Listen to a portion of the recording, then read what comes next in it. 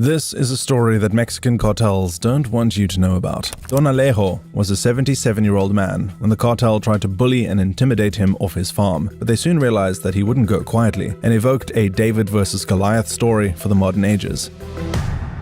Who is Don Alejo? Don Alejo did what the cartel never could. He earned an honest living. He was born in 1933 near Allende, Nuevo León, which is in northeastern Mexico, and not too far from the Texan border. He and his brothers earned jobs as timber workers in the nearby city of Monterrey. He soon earned enough money to buy his own ranch. He struck a bargain and found a 200-hectare plot of land further east in Tamaulipas. It was a wasteland when he first bought the land, but he gradually transformed it into a rich and bountiful stretch of land. He named this ranch San Jose, after his father, Jose Garza, who taught him the meaning of hard work. Don Alejo had a love for nature and farming, but above all, he loved hunting, and was known for his incredibly accurate shot. He soon started a family, and with his wife Leticia, he had two girls, Marcela and Alejandra. Over the decades, the drug trade grew in Mexico, but by the 2000s, a brutal drug war was taking place between Los Zetas and their parent organization, the Gulf Cartel. The roads of Tamaulipas were suddenly dangerous places to be, as there were often robberies and kidnappings for ransom. And then these drug gangs began their extortion rackets on farmers in the local community. The cartel would offer protection for a monthly payment, where the cartel was protecting farmers from the cartel. It was a nasty way of taking a cut of the hard-earned money from farmers in the local community. But occasionally, things got even worse than that.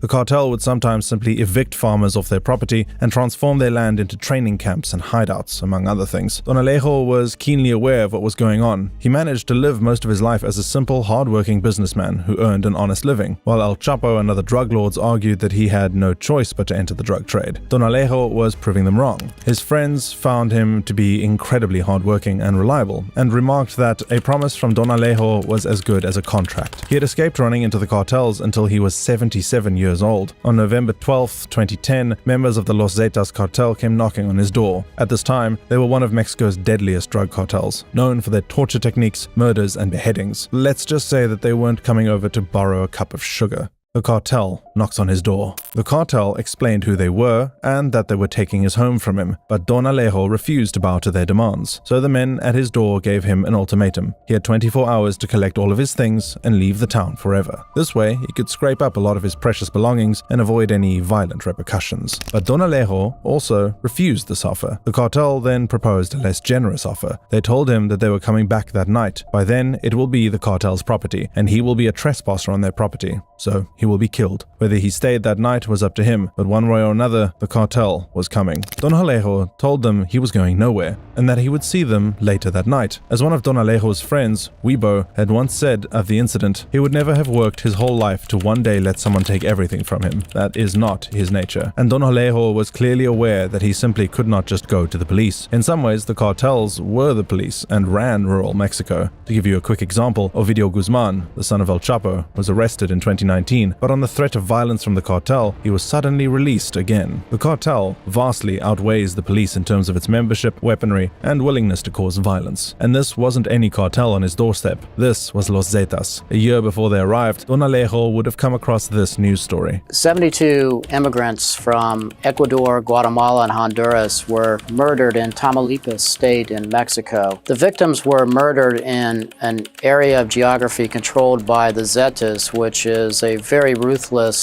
and powerful cartel operating inside of Mexico. Don Alejo had chosen a battle not many would dream about: Don Alejo's secret stash. The cartel saw him as an old, feeble man and assumed that tonight's work would be relatively easy. What they didn't know is that Don Alejo has lived his entire life in fear of the cartel. He knew that one day they were coming, and the cartel had foolishly given him ample time to prepare. In his cellar, Don Alejo had a secret stash of weapons. These were mainly hunting rifles that you would expect any farmer to have, but living in rural Mexico, where the cartel could literally end up on your doorstep, he decided to buy his hunting rifles in bulk. Don Alejo did the opposite of calling for backup. He had several men working for him on his farm, but he didn't want them dragged into this mess. He told them all to go home and have an early weekend. He told them to take away all the livestock and take away any valuables that they had from the land. He didn't explain why, and let them spend time with their families. Had he not made this move, those families could have had their lives ruined forever. Joaquin Estrada, a trusted employee of Don Alejo and close friend, knew something was up, but agreed to leave. He would be the last friend he would bid farewell to that night. Don Alejo's final word to his friend that night was for him to go to see his family, waiting. waiting for the second call.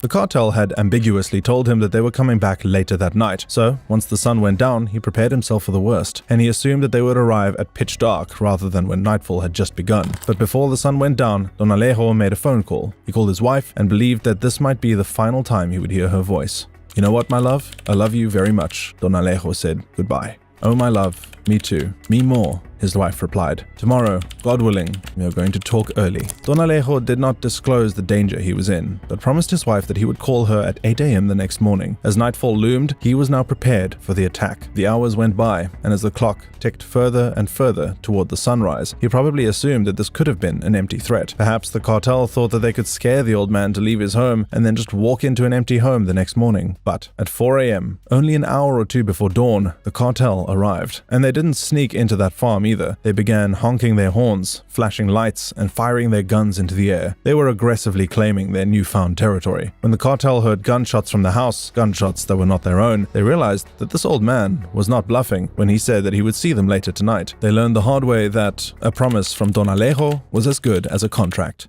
The battle begins. Don Alejo was protecting his home in the same way that medieval soldiers would hold a castle. He boarded up the windows but left gaps for him to see out. He would have had a rifle and ammunition at each window and could attack them from all areas. What the cartel didn't realize was that Don Alejo was an incredibly good shot. His hunting days meant that he had a lot of experience. Instead of deer or elk, he was now hunting members of a dangerous cartel. His shooting was so accurate that he was outperforming members of the cartel. Had he chosen a life of crime, he could have been incredibly successful, but he chose an honest living, and he was doing whatever it took to protect the home and land he spent his whole life working on. His tactics were simple. Don Alejo would go to one window and shoot a cartel member stone dead. Then he would run over to another window and do the same. It was soon apparent that Don Alejo had just killed 4 cartel members, and they had not even reached his home yet. The cartel retreats. At one point, the cartel decides to retreat. They had just lost 4 men, and this job was clearly not as straightforward as it seemed. They had 3 options. Their first option was to retreat from the ranch entirely. They could call it a day and realize that this wasn't worth fighting for. But if you're a cartel member and had to tell the leader of your cartel that you and several other people were too chicken to fight a 77-year-old farmer, your membership at this cartel might be under review, and the cartel doesn't just let its members leave and move on to another job. The second option was to continue fighting. At some point, hopefully, this old man would run out of steam. They needed to continue fighting, and someone would eventually shoot him down. But again, this option ran its risks too. What if they lost? What if this geriatric farmer managed to gun down this group of skilled cartel members? The cartel has gotten where it is today by fear, and the story alone would spread throughout Mexico and let communities know that the cartel was not to be feared. Instead, they opted for a third option. In their trucks were much more advanced weapons than guns. This cartel realized that they could not fight fire with fire, but had to use superior weaponry against him. And as we mentioned earlier, the cartel has much more advanced weaponry than the police.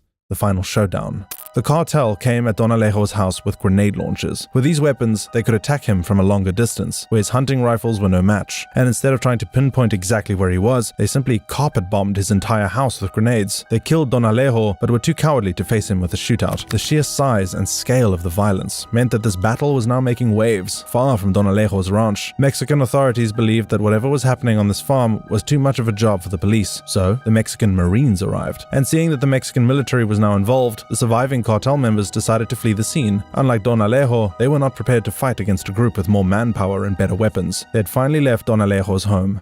The fate of Don Alejo. The Marines soon made their way towards the house. The violence had stopped, but they remained vigilant. Somebody could be hiding and ready to pounce at any minute. On the outside of the house, they found the remains of 4 dead cartel members. There were also 2 other cartel members unconscious. It was past 8 a.m., and Leticia did not receive a call from her husband as promised. And you can only imagine the deafening silence that she felt as the phone continued to fail to make a sound. She decided to break the silence and call him. However, this served only to make things even worse, as there was no answer. Her imagination began running wild. She assumed the worst. She panicked and called Joaquin Estrada for any information. She called Joaquin, and their conversation, roughly translated from the Spanish, went as follows. "Well, what's up, Joaquin?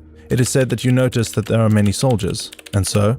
Well, there are many soldiers inside the ranch. Well, what about that? You go and see my husband to see how he is. Maybe the soldiers went to do some inspection. It's just that he doesn't know how many there are. There are too many, and they won't let me in. No, tell them that you are their ranch worker, that they let you in, and then call me to tell me how my husband is. Alejandra did not receive a call back from Joaquin that day. Don Alejo had managed to hold off a pack of gunmen infiltrating his house, but grenade launches proved too much. The Mexican military found his body and was simply gobsmacked that the opposing side against the cartel was one man and several hunting rifles. He was a man who earned an honest living, and when the cartel came calling, he refused to back down. The only way that the cartel could defeat him was to take the coward's way out and fire grenade launchers at his home from a distance. Don Alejo's legacy. Los Zetas controlled a lot of the media, so the story did not make any newspapers the next day. Don Alejo had humiliated the cartel, and they did not want anyone to know about it. However, the newspaper Milenio decided to publish Don Alejo's heroics and let the people know about just how cowardly this criminal gang had reacted. And the cartel may have had control over the newspapers, but they could not control social media. Eventually, the news of Don Alejo spread, and he became a cultural icon. The fact that the cartel tried to quash this news only made the story spread even further. Days before Don Alejo was killed, he brought his wife a rose bush in a plastic bag. He told her that this way he would not have to go to a florist and buy her roses, but this bush will provide her with an endless supply of them. And after his death, this rose bush was planted at the ranch. This way, Don Alejo is still providing roses for his beloved wife long after his death. Mexican journalists like Denis Marquer and Quiro Gomez praised him as a hero. In Mexican culture, there is a popular musical tradition known as the corrido, which is a folk ballad commemorating heroic actions. The singer Miguel Gastelum, El Patron, has a corrido about Don Alejo, where the lyrics translate as, "You were a very good hunter and a very accurate shot, in addition a great gentleman, a worker, a good friend, upright, and a man of honor." His tale also provides a grim reminder of Mexican society. If one of my elderly relatives had a group of thugs threaten them on their own doorstep, I would hope that the police force would be capable of sorting the situation out. Clearly in this case, he did not feel like that was the best option. His daughter told news outlets, "He told me he'd gotten threats, but he didn't notify the authorities.